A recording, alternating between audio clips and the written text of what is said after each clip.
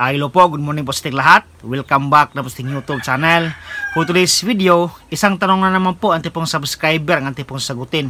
Ito ay galing po kay Gloria Nobleza. Shout out po sa dyan, kaibigan. Ang kanya pong tanong ay, ano daw po ang pwedeng ibigay na gamot dun po sa biik pagkatapos po magputol ng buntot?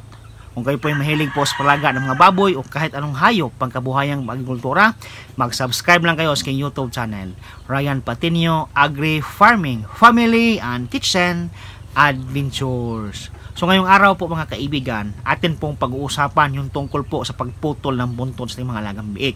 Kapag kayo po nag-alaga ng mga inahing baboy at sa mga biik po mga kaibigan, ikatlong araw after po sila ipinanganak, pwede na po natin silang ikapon.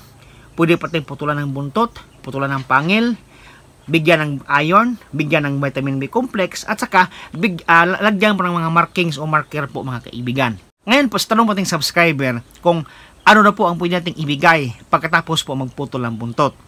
Yung pagputol ng buntot at saka pagkapon ng mga lagang biik po mga kaibigan ay magkapareho lang po yan. Mayroon po silang incision o mayroon pong hiwa. Kapag tayo po nagkakapon, mayroon pong hiwa doon po sa part ng itlog kung saan natin tayo nagagawa ng hiwa para ilabas po yung itlog mga kaibigan. Sa pagputol naman po ng buntot mga kaibigan, ganoon rin. Mayroon din pong hiwa yan doon po sa area kung saan po pinuputol po natin yung buntot natin mga biik. Pagkatapos po tayong magkapon at pagkatapos po tayong magputol ng buntot sa mga biik mga kaibigan, ang atin lang pong pwedeng ibigay ay yung Combinex Wound Spray. I-spray lang natin po ito doon po sa sugat kung saan po tayo naglagay ng incision, doon po sa part ng itlog, and then atin po ng spray po doon po sa buntot o sa tip ng buntot po kung saan po natin pinutulan po mga kaibigan. Yan lang po ang ating pwedeng ibigay, Combinex Wound Spray.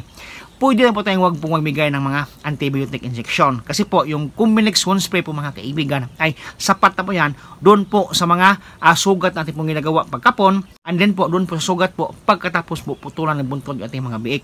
Kasi po, yung Combinex Wound Spray ay isa po itong antimicrobial agent na spray. Ito po ay for external use only.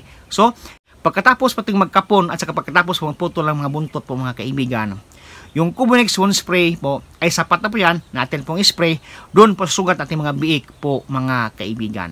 So yan po ating vlog ngayon at maraming salamat po sa inyong panonood. Happy farming po mga kaibigan. See you next time. Bye bye.